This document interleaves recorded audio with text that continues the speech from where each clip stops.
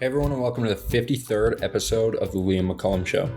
All right, so I just got back from vacation, and while I was on the road, I went on the Naturalist Capitalist, which is Reed Coverdale's show. It's my first long-form appearance on someone's podcast, so I'm really grateful for Reed allowing me to come on and talk about how I got into libertarianism, how I got into the movement, and why I started my podcast. We also get into history, World War I, World War II, and a little bit about conservation. It's a pretty fun interview. I'm just going to repurpose this interview that I did on his podcast as my own so you guys can listen to it. I'll link to his YouTube channel and his Twitter and everything so you can follow it. But I actually did an interview with Reed a couple weeks ago, if you're not aware of who he is, talking about how he got into the movement.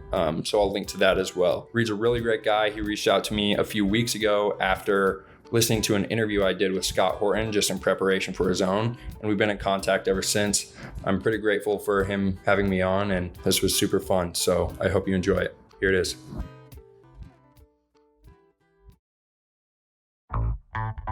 From the heart of trucker America, my boy Reed Coverdale, host of the Naturalist Capitalist. As the left becomes less religious, they become more statist.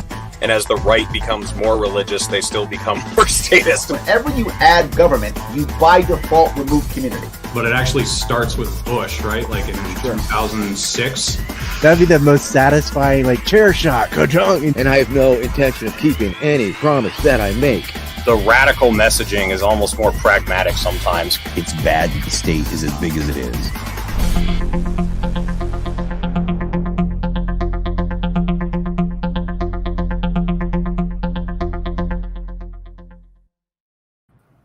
Good evening, everybody. Thank you for watching The Naturalist Capitalist for the second time today. I'm doing another stream. Busy day, but it's all good. I have Liam McCullum on the other end, who I have become very interested in over the last few months. He's got a new show that he's been getting going. He's had a lot of guests. He's been hitting the grindstone. So really excited to have him on. How you doing, Liam? Good. Thanks for having me on. I'm actually on the road right now, so I'm kind of getting a little bit of the experience that you have when you're doing it out of your sleeper on the truck. So thanks for having me on, though. This is awesome. It's been fun to see you rise in this movement. So yeah, for sure. Let's talk about that a little bit. Just being on the road. You're on a pretty long road trip right now, and it's the first time really going across the country. What do you think of it? What do you think of the vast expanse of soybeans and corn and grass that we have here? Yeah, I mean, it's just been cool to get out. We stopped in Nashville. That was our end goal. We went to Branson, Missouri, then Memphis. My grandpa's a huge Elvis fan. I think he was a little disappointed, but we're heading back from Nashville. Nashville was crazy. It's just awesome to get out after last year. Everything locked down, being a student, having to do everything virtually. It was just cool to see people, every single restaurant on Broadway was filled with people. There were bands playing every single restaurant. It was just great to see. Yeah, I don't know how many people watching have been to Nashville, but it's when I was there, at least everybody had cowboy boots, and there was live country music in every single bar. I don't know if it was like that for you. There was actually some rock going on, which I enjoyed. There was one band. It was kind of the people in the bar requested songs for the band, and the band ended up playing Eminem, and I was actually really impressed with how they did. But yeah, no, I think a lot of people are kind of going across the country right now. A lot of students. There were some young people there, so not all of them were wearing cowboy boots and stuff like that. It was really fun to see. Yeah, I think not enough people get out and see the country. I think it does a lot of good for your soul. It does a lot of good for your perspective on life. Because it sounds, we were talking before the video, it sounds similarly to me. You grew up in, you grew up in one state, didn't get out a ton. And I was the same way. I grew up in New Hampshire, and I made it to Arizona a few times, flew out there because I had family there. But I was in New England in the Northeast, and that was it. And I didn't see any of the country until I was 20 years old. And then I just took 2 years off, and I went to all 50 states, most of the national parks, most of the big cities, worked in Arizona, worked in Colorado, met people of all sorts of different walks of life, people who were from different countries, people who had never seen the ocean, which was really foreign to me, like meeting people in Colorado who'd never seen the Atlantic or Pacific. And that was something I just never really considered, that, oh yeah, some people grow up without seeing mountains or without seeing deserts, or, I don't know. Cause like I'd seen it all. But it was a very eye-opening experience. So I don't know. Do you think people need to get out more and see the country that we live in, see the people and how different they are, and how similar they all are too? That's what's funny, is how different we can all be, but similar at the same time. Yeah, definitely. So I'm growing up. I grew up in Montana around mountains and stuff like that, but I was also kind of accustomed to Eastern Montana, which is pretty flat. Mm-hmm. But being around mountains I'm super grateful for it. Like, my current home in my university town is it's in Missoula. And we're just surrounded. It's like a bowl of mountains. And sometimes I wake up and I'm just looking, I'm driving by, and then I'm like, there are literally mountains right in my backyard. And yeah, I think I take that for granted. And I wonder how, people from California, or like if they're not around mountains, if they live in a city, what it would be like for them. Because sometimes you really just do stare at it and you're like, that's just amazing. But I've been to the East Coast. I've been to DC. Just this road trip, like I've gone all across the South now. And really, when I got to Memphis and Nashville, it was kind of like eye-opening. I do think that is very important, and especially from a libertarian standpoint, especially if you commit to like the localism, the subsidiarity and stuff like that. It's pretty important to see, I guess, the different cultures and the different values that you might actually be able to visualize within how people live their lives too. Branson, Missouri was literally just like an amusement park. And it was just weird to think about these kids who literally stay up every weekend working at an amusement, like a huge amusement park, and how completely different that would be from just me growing up in a small town in Montana. So yeah, I think there's definitely some, it would be important to do that, especially if you're a libertarian, I think. Yeah. Did you grow up hiking a lot and backpacking, like going out in the mountains, or you just look at them? Yeah. Well, surprisingly, I actually haven't been camping. I tell a lot of people that in Montana, and they're like, how? Like, there's every single person I tell that is like, we need to take you camping right now. Mm-hmm. But I haven't been camping, but I went out hunting a lot as a kid, at least with my dad, until I got my hunter's license pretty early. So I've been out hunting a lot. I've only killed like 2 or 3 animals, but I was out hunting with my dad and my family. In high school, I started to go out on more hikes with friends. But yeah, just being around, like, we have a ski mountain just outside of my hometown, so pretty outdoorsy. And you're the Naturalist Capitalist, so you get outdoors quite a bit too. Yeah, it's definitely something that I think is important. Yeah, for sure. I think what a lot of the inner city liberals don't realize too is that the caretakers of the land and of the wildlife are the rednecks, that they tend to not like very much, that they tend to want to regulate the shit out of and take their guns away and take their diesel tractors away or whatever.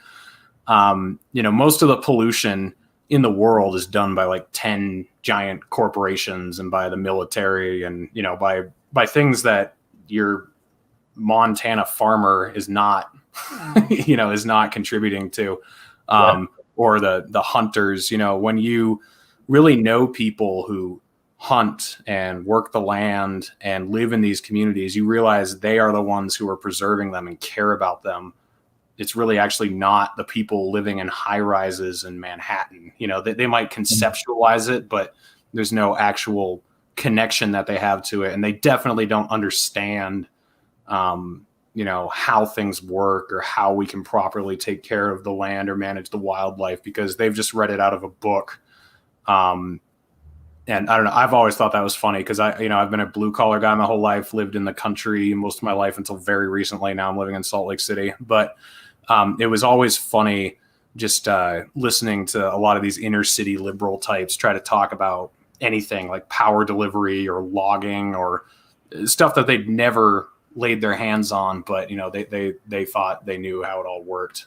Yeah, or how to like prevent wildfires and stuff like that. I think here in Montana, an interesting story is just like how the government essentially wiped out the bison population, and it was actually private owners who brought them back. Like, I mean, I don't know the exact story, but the government essentially tried to bring bison back, and it wasn't until they opened it up to private ownership that they started to breed bison, and the population just exploded. So yeah, I think that's another example of that. Yeah. So when did you get interested in libertarianism? I think you're what, 21? About? Yep. Yeah. So how young were you when those ideas really started catching on with you? Yeah, so it's actually pretty interesting. My story was kind of a result of public education, and I don't think a lot of libertarians would say that, or they definitely wouldn't want to say that, but I'm pretty happy with it because my senior year of high school, I met my teacher. So it was a high school senior civics class, and my teacher was a self-professed libertarian and anarchist, and I still consider him a mentor today. But essentially in 2016, I was a pretty big Trump supporter. I wore a MAGA hat. I was caught up in that wave of just like, I mean, I think a lot of people around election time, that's when people start to be interested in politics who are pretty young. They kind of get in that tribal mentality. And that's kind of what happened with me. So around senior year, I was still pretty big into Trump. Like, I supported the dropping of the Moab in Afghanistan. I was kind of just like, the military was just, I don't know. I really don't know what it was, but eventually the scales dropped from my eyes. And part of that was because my senior year of civics, there was essentially like this, it was a program put forth by the Center for Civic Education, I think is what it was called. And my teacher enrolled the class in this, and he does it every year. And essentially you get handed this textbook with like 9 different units, and each unit is focused on different topics. And I was assigned Unit 1, which was focused on philosophy and the history of the United States. So I started to be engaged with questions like whether or not minority rule was better than majority rule, and all of these different things like classical republicanism or classical liberalism, which one was better. And I started to question whether or not like why it was the case that simply 51% of people voting for something, binds 49% or whatever. Like, just those things didn't really make a lot of sense. And the questions of like liberalism and the John Locke tradition and Plato and Aristotle and which forms of government were better. And then my teacher gave me Tom Woods. He told me to listen to a Tom Woods podcast. And part of this was because I would constantly go to him asking questions. And every single day it was like a new question, and he was kind of moved by it. And I found he would say things like he would critique Obamacare. And I'm like, wow, that's awesome. Because at the time I'm like caught up in this, I hadn't found logic yet. I hadn't taken a logic class. And my logic at the time was like a system of partisanship. So how could it possibly be that this guy who's critiquing Obamacare in public education turns around and says something bad about Trump? And that just like amazed me. I'm like, how? Like, that doesn't even make any sense in this paradigm that I'm working within. So I just started to ask more questions, and I found out that he was a libertarian, and he gave me Tom Woods. I think I found Eric July shortly after that, and he helped out quite a bit. But I became a libertarian, made the slight move to anarchism, and then what I now call voluntarism, or I'd like to be identified as that probably the most. But yeah, it was kind of just this movement. It wasn't really like I found any person, like I wasn't in the Ron Paul movement or anything like that. I was too young for that, but it was really just question and answer. And I was put in this environment where I had the freedom to kind of research these things. And I'm pretty happy to say that there's a video of me somewhere out there. So it's called the We the People competition is what our teacher enrolled us in, and his name's Mr. Deming. I think he kind of deserves to be named. But we won the state competition here in Montana, and then we went to nationals, and there's a video out there of me citing Lysander Spooner within like the first few words of our prepared response. And apparently that video is being used to kind of like coach people all across the country on how you do a good presentation in this competition. So it's pretty cool to see that. That's cool. Yeah. So around like, I'm 18 or 17 at this time, and I'm reading Lysander Spooner, and it's all thanks to this guy, Mr. Deming. So yeah, that's kind of the story. And then I started to discover more people like Scott Horton, eventually realized that potentially we don't need government. We don't need government to engage in foreign affairs and all this different stuff. It was just issue by issue, I think, which I think happens for a lot of people. And you might actually be able to, somewhere out there on the internet, see my development on Quora. I used to go on there and just kind of engage with certain questions just to see what I thought about them. But yeah, that's kind of my story. Yeah, that's interesting. I see, I didn't ever have a moment where I was like, ooh, libertarianism, I want to find out what that is. I don't even remember when I first heard the word or when it really clicked. I think the first time I heard the word and remember it was 2016 with Gary Johnson's campaign, because I was way into Rand Paul, but I wasn't thinking he was a libertarian. I don't remember ever thinking that. I just liked what he was talking about. But it was funny. I didn't ever have a desire to become a libertarian or to find out about libertarianism. It was that these ideas just kind of slapped me across the face and they made sense. Yeah. And I didn't even like it all the time. And it's been a slow process. Like most of the big picture issues I came around on pretty quickly, but the minutia of like the smaller things, those have evolved until pretty much they're still evolving now, but I finally kind of admitted that I am an anarchist back in like February of this year or January. I don't know. Sometime around there, I finally logically arrived at the position that government is immoral. Like just the idea of it. It can't, it can't be used to make something better. It took me like 7 years to get there. But what I'm really trying to say is I never wanted to get there. Like I never was a neocon thinking, oh, wouldn't it be great to be an anarchist or wouldn't it be great to be a libertarian? The ideas just make sense and you can't really argue against them. And you do, or I did. Like I argued against them for a while and I resisted, especially when it was getting to anarchy, because libertarianism is already crazy enough. But if you're going to call yourself an anarchist, like, whoa, that's ridiculous. You can't go that far. So it was nothing but struggling to hold myself back, and finally, okay, I just accept it. Like it makes sense. I was wondering, did you have experiences like that where there's certain issues that you were like, whoa, that's crazy, but it makes sense, and I can't deny that it makes sense, and then you just had to eventually accept it?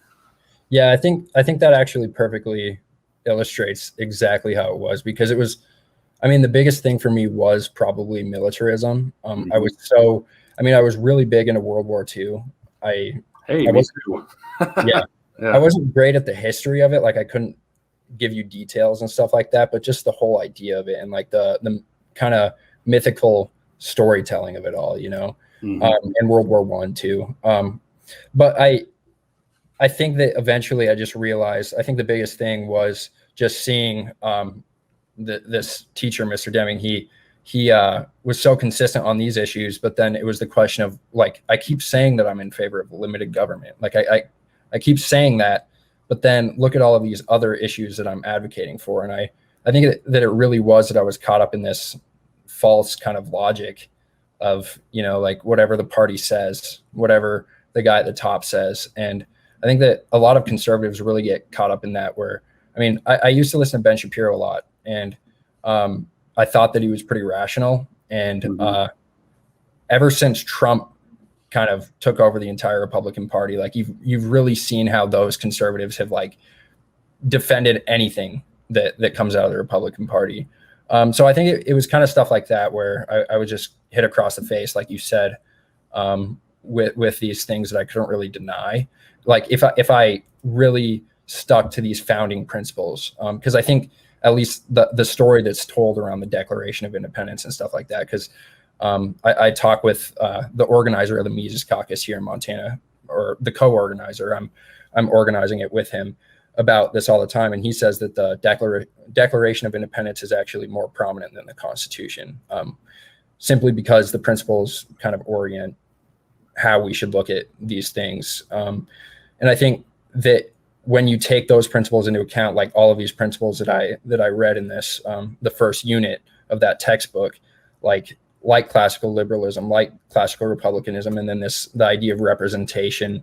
And I think another big thing was like, I remember looking at a ballot when I could first vote, and we were voting for raising property taxes on people within. So I lived outside of the city, but it was to vote to raise property taxes on people within the city to fund public education. Mm-hmm. And I looked at that ballot and I was like, so as a student who doesn't own property, I can vote to raise people's property to benefit me. That just seems so distorted. And I remember that moment, I went to school and I was pretty angry about it because it just didn't make any sense. It was like this weird, we say taxation without representation, but it was like, I don't even really know how to conceive of it. It was like these people who are being taxed are being like, the appropriation of their tax money is like diluted, or the representation of them is diluted by more people who can vote to appropriate their taxes a different direction. And I remember just stuff like that. It really was like the scales fell from my eyes, I guess, over time. Yeah. I'd like to talk about World War II a little bit, just because that's such an overlap in interest too. I'm a World War II nut, and I haven't been like paying attention to it as much lately because I've had a new area of interest that's become much more important. But when I was in high school and even after high school, like World War II was everything. I did reenactments. I was on the History Channel for the 70th anniversary of D-Day. I was in the History Channel special doing a D-Day thing in Maine. Dang. We were on a beach that looked sort of like Omaha Beach, and we did this reenactment. I own a Garand, I own a bunch of World War II rifles and paraphernalia from both sides. So I find all that very interesting. And it was always the war that you could justify, right? Because the Nazis were, committing genocide, and the Japanese were trying to take over the world on the other side. But then when you start studying the history, even without a libertarian mindset, you start getting confused. You realize, like, wait, we didn't even declare war on Germany until after Japan bombed us on Pearl Harbor. Like, we didn't get into the war at all over the Holocaust. We didn't even know what was going on, until the end of the war. And then you find out things about like firebombing Dresden. You're like, wait a second. Okay, we're not just bombing railroad depots and bomb making plants. Like, that's a city full of civilians. And then, especially over in Japan, you want to talk about killing civilians. It's so funny because we all talk about the atomic bombs. That didn't kill nearly as many people as firebombing Tokyo for 6 months. The bombers who flew over Tokyo, they could smell burning flesh in the airplane that high above the city. And they attacked Pearl Harbor. They killed like 98% military personnel. We killed like 98% civilians in Tokyo and Hiroshima and Nagasaki. And then you start learning about World War I and how that ended, and how World War II is really just an extension of World War I because of how stupidly World War I was ended, and how we broke land up and gave it to different people and had all these sanctions and everything. And I don't know, you just like start realizing it's all a big lie as far as how justified it was, because that's the good war. That's the one that we had to enter. That's the one that there was no way around, where it was really good versus evil. Mhm. You see how much we broke the Geneva Convention. Even if you are going to believe in like the rules of war within that construct, we were still horrible. I mean, we killed millions of civilians, and I mean, so I don't know. Did you ever?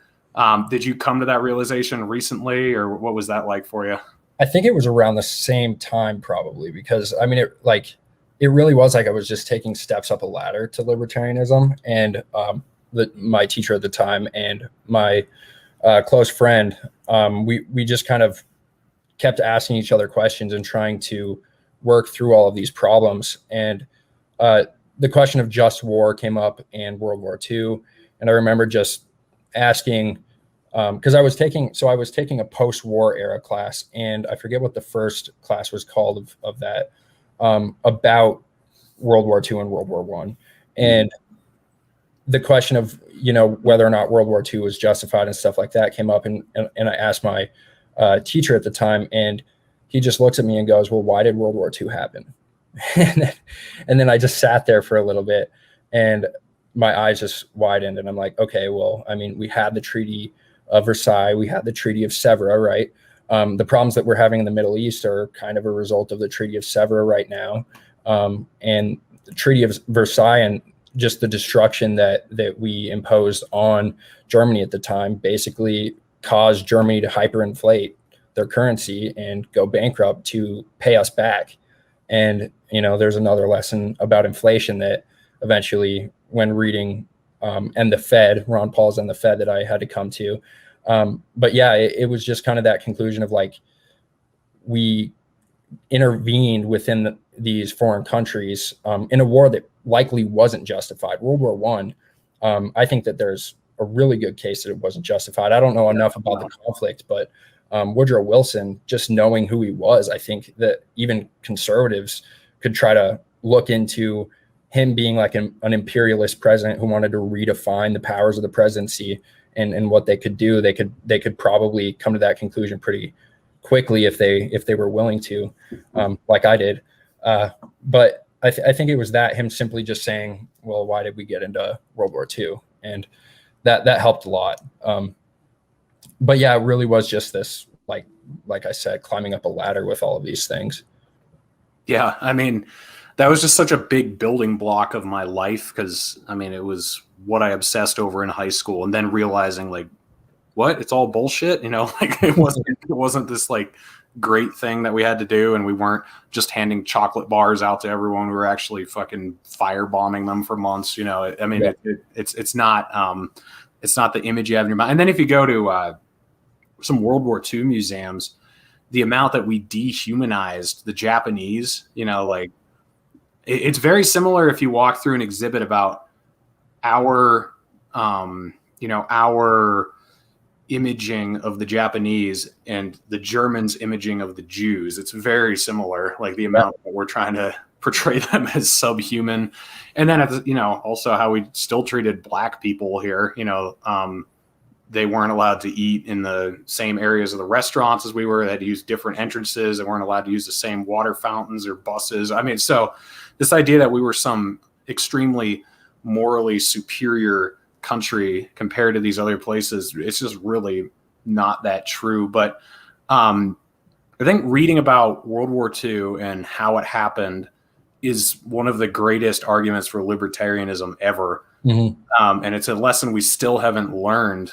And I was trying to explain that to a lot of my Republican friends a couple of years ago, with Trump just increasing his sanctions on Iran all the time. And this idea that if we just sanction them enough, then they'll do what we want them to do, and then they'll like us or whatever. It's like, that's not how it ever works. Like, you don't sanction someone into subjugation. They just hate you more and more and more. That's how World War II started in Europe, basically. I mean, what we did to the Germans is the same thing.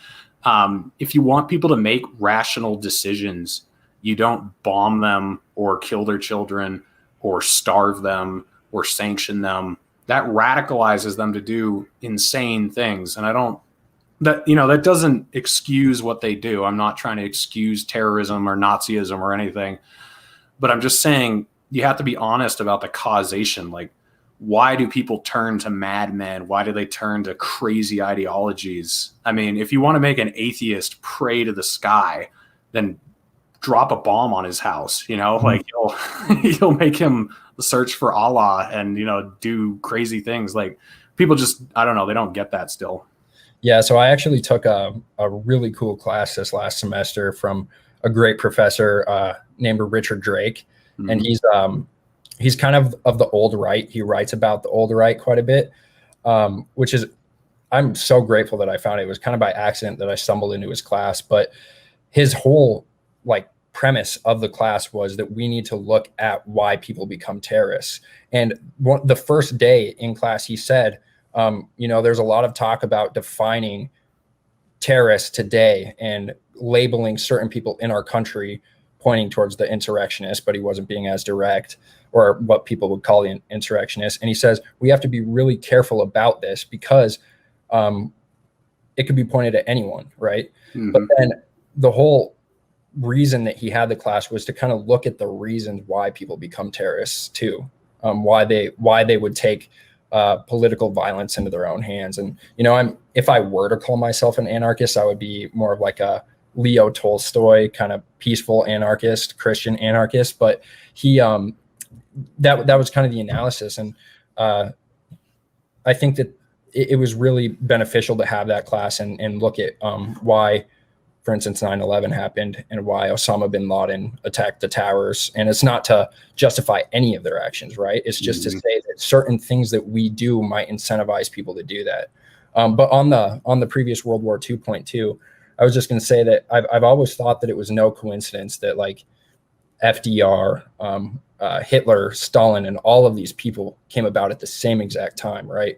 I mean, there's a quote from Hitler where he essentially points to, I don't remember if it was FDR or Wilson, but he's like, you can't talk about me and what I'm doing to these people because you guys did it to the Native Americans. Yeah. He said that. And I mean, again, it's not to justify them, but just to say, especially to these conservatives who are so convicted to this militarism, that it was FDR who a lot of these Democrats point to. It was Woodrow Wilson who, up until 2 years ago, everyone praised on the left, that really tried to expand the presidency. And I would really urge conservatives, maybe even the ones who really liked Trump, to read about the America First movement. Before World War II, they weren't anti-war once Japan bombed us, but they were really urging caution, and they were kind of talking about constitutional militarism. You have to pass based off of Congress has to pass it, right? And I think I actually have this book. It's Reclaiming the American Right. Mm-hmm. People should really read it. It's Justin Raimondo, and he's the he was the editor of antiwar.com, and he's talking about all these people like Garrett Garrett. I think it was also Taft at the time. All of these different people who were kind of saying what Trump said, America first, right?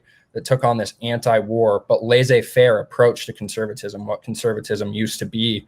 But then he also dives into how the conservative movement that we have today, that was kind of defined by Bush, became what it is. And part of it was because these leftists from the Soviet Union actually joined the Republican Party, because these parties are essentially just coalitions, right? Like they're so reactionary. I know it was Murray Rothbard. I think this is a Scott Horton point too, that Murray Rothbard used to say, I used to be called a leftist. I used to be called a conservative. I haven't changed, but the parties have. And that's kind of been what it is. So I think it was Max Shachtman, James Burnham, they all entered the party as Trotskyites who were kind of disaffected communists who came over to the party and advocated for interventionism against the Soviet Union, right? To take down the Soviet Union because they hated Stalin. So that's what that book is about. And that's been really influential. But it's just, I think that if people really want to get to the roots of the anti-interventionist right or libertarianism, I think that that's a good place to start, is to look into World War II and World War I. it's a challenging place at least. Yeah, for sure. So, how long have you had your show? About a year? Yeah, so I think I started it, so it would have been January of last year. And my first guest was Scott Horton, actually, and Yeah. that's kind of why I got motivated to start it, because I sat on it for so long. I bought like a website and I just didn't know what to name it. I was like, what? Like I needed to come up with something like Naturalist Capitalist, but then I reached out to Scott saying, hey, I'm going to start a podcast soon. Would you be a guest? And he said, yeah, I'll be on next week. Can you do it next week? And it was then that I'm like, oh man, I have to create a name. And I just created the Liam McCullum Show, because I'm not very creative, but I think it's been helpful to like get connections like you. People, if they see the podcast, like I've kind of been using it as an opportunity to meet contacts and network, and it's been really beneficial here in Montana, at least, since I'm trying to organize the Mises Caucus and get the Libertarian Party kind of built here. So yeah, I started it off just kind of trying to meet these people and try to meet mentors, because it's kind of hard in public education. I'm in the university trying to go to law school. So that was kind of the goal with it, just try to learn and connect with people. And it's been really beneficial. So how did you connect with Scott Horton and all these people? Because I got to a lot of people through Twitter, but then I became friends with Dave Smith. And then after that happened, it was just like a floodgate opening. It was super easy to connect with people because they knew me from being on Dave Smith's show. And then he helped me get in contact with like Tom Woods. And then Ryan Dawson, I was lucky enough to be friends with Eric Jackman, was friends with him already. So I got in contact with him that way before I knew Dave, actually. So I had lucky connections and then Twitter. But I was wondering, how did you end up meeting these people? Because you've had lots of different people on, and how do you get in contact with them usually? Yeah, so I think it was just really lucky. I pitched it to Scott. I just formatted an email, and that's all it was. I was like, hey, I'm a student, but I don't have many people here who agree with me. I'm trying to find contacts so that I can learn some stuff. And I think maybe like partially kind of lied a little bit about my intention to just get those people that I looked up to, because I just wanted to talk to them. And it was just that quick response. But I was pretty strategic at the beginning in trying to find like a wide list of guests, so that if I reached out to a person who wasn't a libertarian or something like that, I would send them a certain episode and be like, hey, look at this. I had a Pulitzer Prize winner who I think like my third guest was a guy from the Washington Post or the New York Times who reported on Snowden. He like was in contact with Snowden or something like that. And I was able to use that towards like leftists who might not respect more of like a libertarian or an anarchist or something like that. Mm-hmm. So that was my goal at the beginning. And then I would just like email all these people. But then after a while, Scott Horton did follow me on Twitter.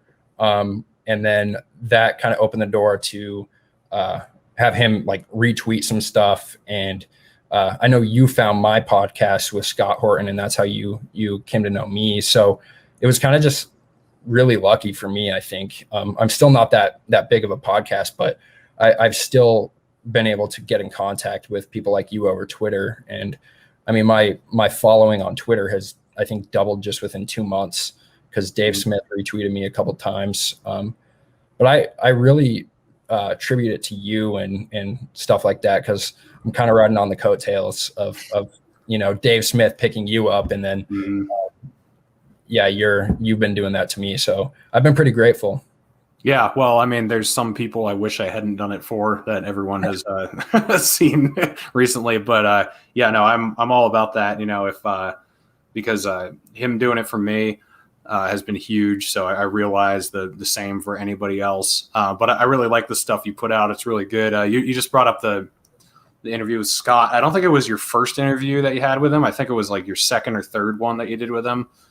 But Scott was the first guy that I was really terrified of having on the show. And it's not because I thought he was going to be a jerk or something, but it's just that he knows so much. And he's just so like passionate about it. So I really didn't want to look like an idiot in front of him. So I, like the 3 days before I had him on the show, I watched your episode with him, and then I listened to him on Part of the Problem, listened to him on Tom Woods, listened to him on his show. I just like, I put like 20 hours of Scott Horton into my brain before I had him on the first time. And the interview actually went really well. But yeah, man, that guy, I know, is he your like most consistent guest that you've had on? Or Yeah, just because I think with foreign policy, it's always updating. Like I'm already thinking about having him on again, just because I'm really bad about reading news. And I think that at least in my editing process, like when I go back and listen to an interview, or if I'm just listening to it again, I think that that's when I'm learning the most. So like with Scott, he's constantly just spitting stuff out. So it's kind of been cool to create my own content, like ask the questions that I think that I need. And it is really hard with him, right? Like, because if you don't stop him, if you don't try to like interject, if you have a question or you don't really understand something, he can really take it over. So I use him both as like a challenge. And I really like learning about foreign policy because I'm really bad about reading the news. But I've also met him in person. We had him up here, a student group of mine had him up here to speak, and then he testified at the Capitol. So that was pretty fun to hang out with him. And we're trying to get him back here in Montana for our convention, because we have a Libertarian Party convention in September. Mm-hmm.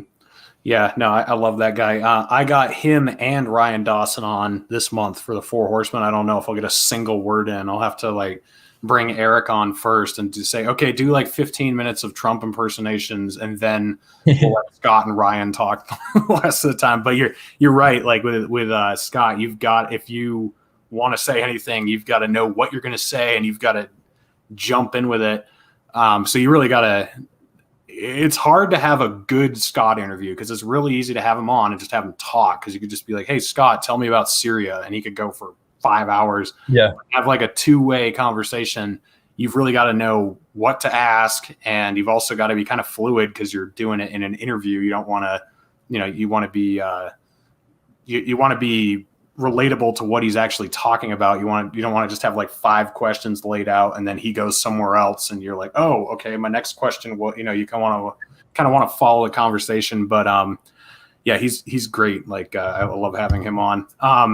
Have you evolved since you started your show? Like, have you gotten a lot better at asking questions and a lot better at flowing with the conversation? Do you still write things down ahead of time, or have you just become more natural, or how has that gone for you? Yeah, I think I actually tried to start out pretty natural, and that didn't work out with me. So I kind of evolved to taking notes on the side, but now I don't need them as much. I just put them on my laptop and I kind of read off of that if I need to. I've definitely gotten more confident. That's another reason why I think I started it, is just because, especially going into the pandemic, it was nice to still talk to people when I wasn't getting that engagement that I would have in classes. So that was pretty helpful. But when I slowed down, I actually got more nervous. So I could tell that when I started to do less podcasts, it really took a toll on me. So I'd like to keep them updated again. It's been 3 weeks since I put out my last one, and that's just because I'm on vacation. But I plan to do it pretty consistently this summer. And it is pretty hard to do it in the middle of the school year. At one point, I was doing like twice a week with being a full-time student and working, but I just couldn't do it with the upper division classes in philosophy and all the reading I had to do. Yeah. So if you can change one thing about the way somebody thinks, what is your goal with your podcast? What if you had to narrow it down to one thing that you could really influence people with, what would that one thing be? Yeah. The goal with the podcast originally, I don't think it was intended to reach people as much as I plan now. Originally, it really was just so that I think that I could learn. I had hopes that it would reach more people, but now I think that I really want to gear it more locally, just because I am getting involved in the Libertarian Party here.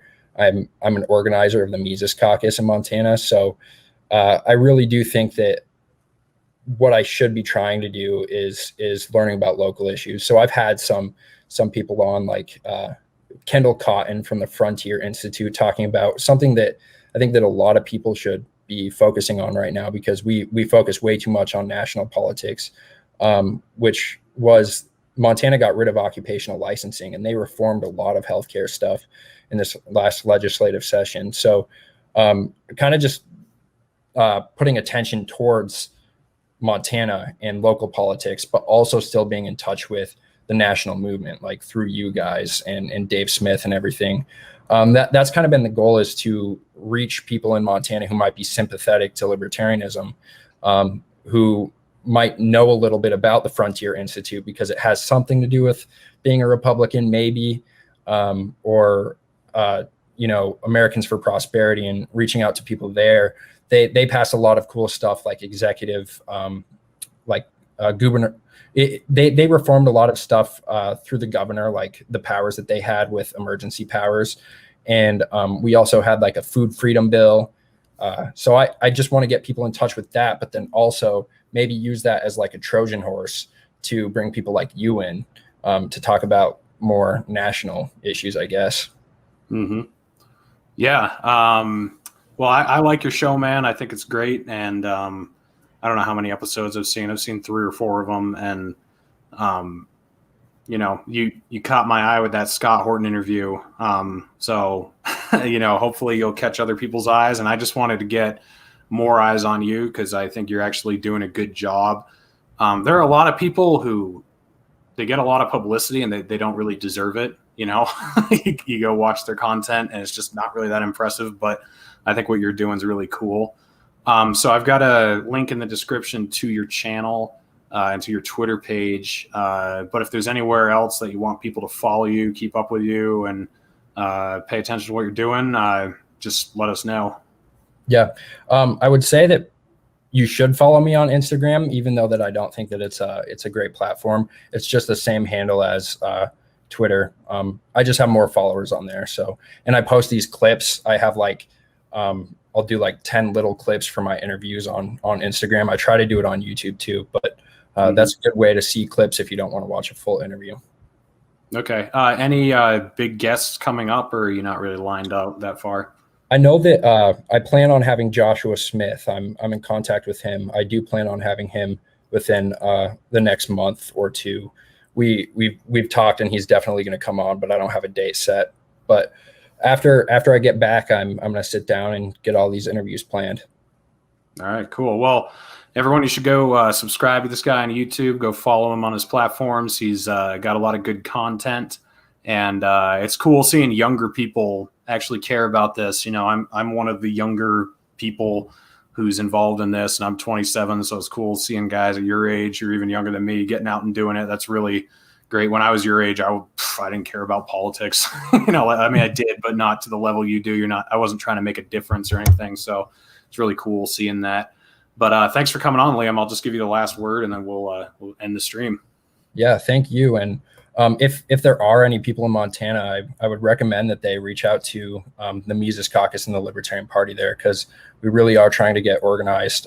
In Montana, we really are not necessarily taking over, which has been the language at the national level. We're really trying to build, because after 2020, with what happened, especially with our governor Bullock, who was a Democrat, we really heard nothing from the Libertarian Party here, and we don't really have any county positions. My co-organizer Adam just got elected at a county position, a chair position, and we're really planning on electing a chair. And I guess I should say, I went to a convention in 2020, a Montana convention, where we nominated different alternates and delegates and stuff. And let's just say I have more members in the Mises Caucus now than were at that meeting. And it really isn't, I think that the role. I know Liberty Unity has kind of taken a hit, but I think that Liberty Unity now needs to be, especially at the local level here in Montana, and local areas. I know Wyoming has a similar issue, is finding these people who are still devoted to the principles, because there are a lot of people who might not be focused on caucuses or something like this, and just working with them. I think that is what unity is. If anyone wants to help build a party in Montana, since there isn't a party and people have been inactive, then they should really reach out to us, because we do have principles to preserve. We do have principles to advocate for. I think there is room to not have unity with those people who are totally against those principles. I think that a lot of people use the face of Liberty Unity. And again, I know that movement has been hit, but I think there's still some importance to it. They use the face of it, but really they aren't for the Mises Caucus. And the Mises Caucus has been just a tool to take these people who were pushed out of the party, bring them in and unite them with those who are still libertarians. So if you are from Montana, reach out. If not, follow us on Twitter. Adam does some great work. He's handling our Twitter. So do that. And then, listen to my podcast. I know I said I'd give you the last word, but I just do want to comment on Liberty Unity. If I die tonight and David Fite dies and Dave Smith and Jeremy Todd and like everyone that you guys have, and I don't mean you, I'm talking to the camera now, anyone that you guys in the audience have attributed Liberty Unity to, it doesn't matter. The idea of Liberty Unity is exactly what Liam was just talking about. It's not a group of people. It's also not something we achieve and then reach a plateau. It's a constant battle. Like the idea of working together on the important issues. It's not something that's going to go away. It wasn't some hill we were going to get over and then we were all going to be fine. You know, this is a continuing battle. It's a concept. It's an idea. It's not a caucus. Don't relate it to me, you know. So, and Liam's right. There's been some bumps the last couple of weeks, but it'll be fine. And just remember what he said right there, because he's absolutely right. But thanks for coming on, Liam. I hope a lot of people check you out. I hope you're very successful, and I hope to meet you in person sometime soon. Yeah, you'll have to come to Montana. Absolutely. There's never a reason not to do that. All right. Thank you, man.